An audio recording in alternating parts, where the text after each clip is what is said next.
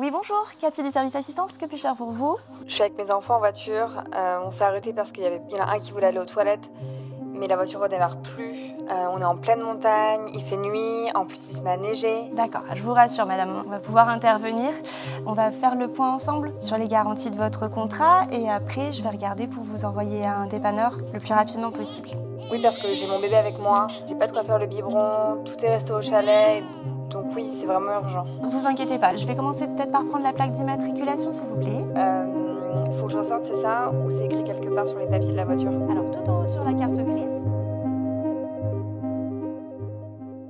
Parfois, une panne pour un client, ça peut être un véritable moment de stress. Et donc, c'est pour ça qu'on est là pour l'accompagner dans ses démarches. Souvent, ils nous expliquent qu'ils sont partis faire des courses. Et ils ont le coffre qui est plein de produits congelés, par exemple. Et là, ils sont très inquiets parce que la voiture ne démarre pas. Il fait 35 degrés et la glace va fondre, par exemple. Donc, c'est vrai que ça peut être stressant pour eux. Certains, ils ont accumulé plusieurs problèmes. Des fois, il y a des problèmes familiaux, des problèmes professionnels. Et là, la voiture qui tombe en panne ou un accident, c'est compliqué pour les clients. Donc, on est là pour les rassurer. On essaye de les calmer. On essaye de leur expliquer que le dépanneur, soit il résout le problème sur place, soit il emmène le véhicule dans un garage. Le garage, il n'y a pas de raison qu'il ne trouve pas la panne et qu'il ne fasse pas après les réparations. Hier, j'ai eu l'appel d'une jeune cliente. Et elle venait d'avoir 20 ans. Elle avait son permis tout récemment. Elle a récupéré sa voiture il y a 10 jours. Et la pauvre, elle a eu un accident. Elle était arrêtée à un feu. La voiture de derrière lui est rentrée dedans. Et elle-même, elle est rentrée dans la voiture devant. Et elle était en panique. Elle est dans une situation compliquée. Enfin, elle est toute jeune. Elle démarre dans la vie, quoi, je dirais.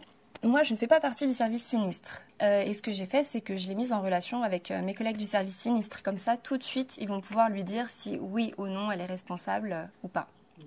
Souvent, les clients se trouvent au milieu de la campagne. Ils ne savent pas où ils sont. Alors des fois, ils vous disent « je suis entre Paris et Marseille ». Donc je vous laisse voir la distance. Donc voilà, on est là pour creuser un peu plus avec eux, pose des questions. Mais on a aussi sinon un logiciel qui nous permet de leur envoyer un petit SMS sur leur portable.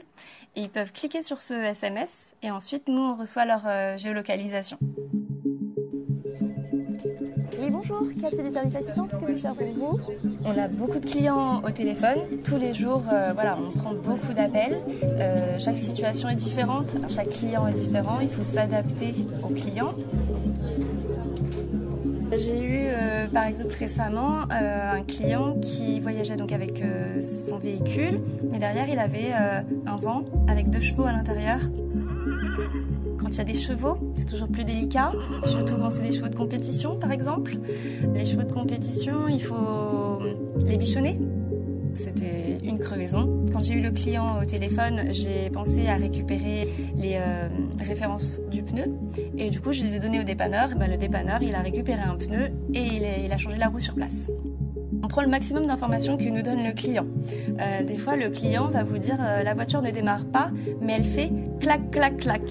Alors, pour moi, ça veut absolument rien dire. Et pour le dépanneur, franchement, je ne sais pas si ça dit quelque chose. Je lui donne l'information.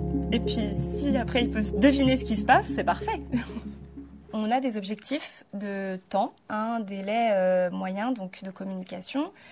Je pense que c'est aussi important pour qu'on ait aussi un cadre. Parce que c'est vrai que sinon, on peut s'éparpiller. Hein. On a des clients qui sont très sympas, puis on peut discuter. Hein. Enfin, vraiment, c'est des fois que ça va vraiment arriver. Hein. Voilà, c'est important, oui, on est comptabilisé, mais pour moi, c'est pas du tout une source de stress. On a des clients qui ont tout sous la main. Ils peuvent nous donner toutes les informations, mais vraiment, ça peut être très, très, très rapide. La conversation, parfois, elle dure 2 minutes et vraiment, c'est plié. Et puis, il y en a d'autres, on prend plus de temps pour eux. Des fois, il n'a pas sa plaque d'immatriculation, il ne sait pas où il est. Il tient absolument à nous donner le nom du garage, mais il ne sait plus où il est, donc il doit retrouver la facture qui est dans la boîte aux gants de la voiture, mais il ne trouve pas la facture. Enfin, voilà, on a des situations des fois un peu ubuesques, du coup, qui peuvent prendre plus de temps. Ça me dérange pas si sur un certain appel, je vais passer plutôt 20 minutes, quoi. Ouais, je suis toujours dans mes objectifs, donc c'est bien. Au fur et à mesure du temps, d'être plus organisé dans notre pensée, en tout cas pour assister le client, et on développe une écoute active et c'est vrai que c'est important. Par exemple, avec ma mère, ma maman, Voilà, c'est vrai que parfois c'est utile. Voilà, elle me donne des informations, je le note et puis plus tard je lui rappelle et elle me dit mais je t'avais pas dit ça. Et bien mais si, elle m'a dit ça. Enfin, par exemple, ça peut être utile. Il faut être empathique, il faut être dynamique. Moi je suis quand même quelqu'un de très jovial. Je pense que le jour où je ne serai plus comme ça voudra dire qu'il sera temps pour moi de changer de métier. J'avais un bac plus 4. Donc j'ai fait un BTS, assistant manager. Ensuite j'ai fait une licence anglais-espagnol.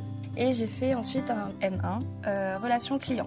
Et puis ensuite, j'ai répondu à une annonce au service médical. C'était vraiment une expérience vraiment complète. On est là surtout pour les clients qui sont malades ou blessés à l'étranger.